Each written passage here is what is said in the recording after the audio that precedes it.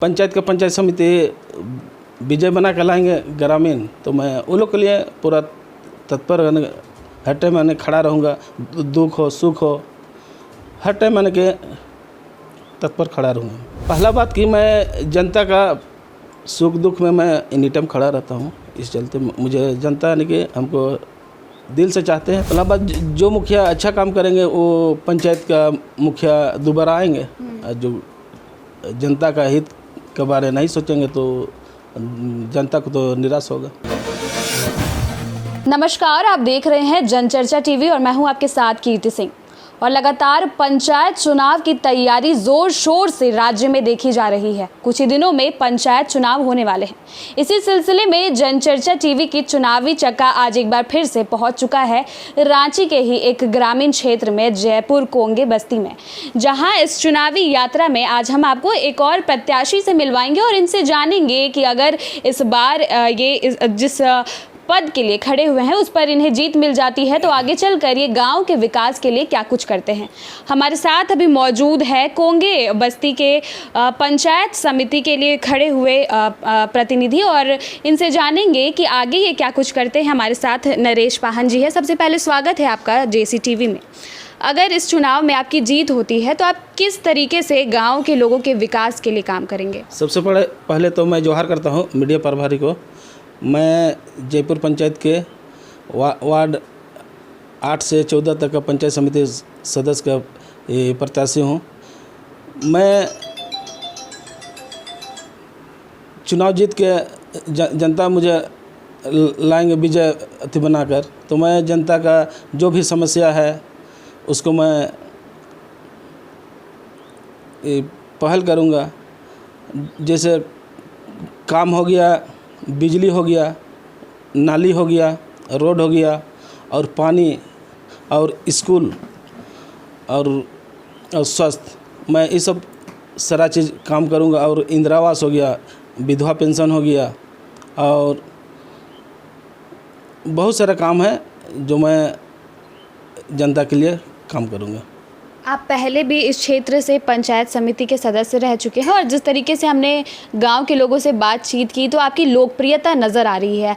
तो आगे भी आप किस तरीके से अपनी लोकप्रियता को बरकरार रखेंगे और किस तरीके से देख रहे हैं आने वाले चुनाव और भविष्य को? जैसे हमें पंचायत का पंचायत समिति विजय बना के लाएंगे ग्रामीण, तो मैं उन लोग के लिए पूरा तत्पर हर टाइम मैंने खड़ा रहूँगा। दुख हो सुख हो हर टाइम मैंने के तत्पर खड़ा रहूँगा। और कई सारे जो सदस्य है या देखा जाता है कि जब उन्हें पावर मिल जाती है तो उसके बाद उसका दुरुपयोग करते हैं और आपके बारे में ऐसी जानकारी मिल रही है कि आप लोगों के विकास के लिए काम करते हैं, समाज के लिए काम करते हैं। तो आखिर इस तरह की सोच कैसे आती है कि समाज के लिए काम किया जाए? मैं तो आज से नहीं, 2010 से मैं समाज का पीछे मैं सेवा करते आया हूँ और मैं करते रहूँगा। पहला बात तो मैं बच्चों को स्कूल, जो छोटे बच्चे हैं मैं स्कूल को उसको जोड़ने का काम करूँगा। जो बच्चे लोग कोरोना काल में इधर उधर भटक गए हैं वो सबको मैं बच्चे को आगे बढ़ाने का काम करूँगा। कई सारे प्रत्याशी ऐसे हैं जो खड़े हुए हैं इसी क्षेत्र से, तो ऐसे में नरेश पाहन कैसे अलग है? जनता जो ग्रामीण लोग हैं वो क्यों आपको वोट दे? आप किस तरीके से बाकी प्रत्याशियों से अलग है? पहला बात कि मैं जनता का सुख दुख में मैं एनी टाइम खड़ा रहता हूँ। इस चलते मुझे जनता यानी कि हमको दिल से चाहते हैं और हमको उम्मीद लगता है कि जनता यानी कि विजय बना के हमको अपना पंचायत समिति बना के ब्लॉक तक पहुँचाएंगे। और वो पंचायत समिति अगर वहाँ तक जीत जाते हैं तो मैं प्रमुख के लिए भी फाइट करके उसमें भी मैं विजय बनूँगा। कई बार ऐसा देखा गया है कि जब भी इस क्षेत्र से चुनाव हुआ है तो आप लगातार जो अलग अलग पद के लिए सदस्य खड़े होते हैं, मुखिया पद के लिए भी आप लगातार उनका समर्थन करते हैं और यही वजह है कि लोग आपको इतना पसंद करते हैं। तो आखिर जो आप बाकी अगर प्रत्याशियों को देखा जाए तो वो आमतौर पर इस तरीके का काम नहीं करते हैं, लेकिन आप मुखिया के लिए उन्हें सपोर्ट करते हैं, उनके लिए लोगों से अपील करते हैं वोट के लिए, क्या वजह है? पहला बात कि जनता हमको दिल से मानता है और उसी कहने पर यानी कि जैसे मुखिया प्रत्याशी भी हम खड़ा करते हैं, तो मेरा कहने पर यानी कि वो लोग भी मुखिया को यानी कि विजय बना के अपना पंचायत का मुखिया को बनाते हैं। और आप जिस तरीके से सपोर्ट कर रहे हैं, लगातार किसी ना किसी मुखिया को खड़ा कर रहे हैं, तो क्या उसके पीछे का मकसद रहता है कि क्षेत्र को अच्छा मुखिया दिलाना, या फिर आपको लगता है कि हाँ ये इस क्षेत्र के लिए सही काम करेंगे? पहला बात, जो मुखिया अच्छा काम करेंगे वो पंचायत का मुखिया दोबारा आएंगे। जो जनता का हित के बारे नहीं सोचेंगे तो जनता को तो निराश होगा। आपके जो कई समर्थक हैं उनका कहना है कि आप किंग मेकर है, आपने कई मुखिया को खड़ा किया है, तो इस पर क्या कहेंगे?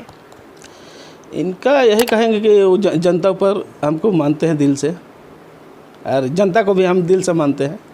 मैं जनता का भी मैं प्रणाम करता हूँ कि जो चुनाव हो रहा है 2022 का 19 मई को अच्छी तरह से वोटिंग हो, और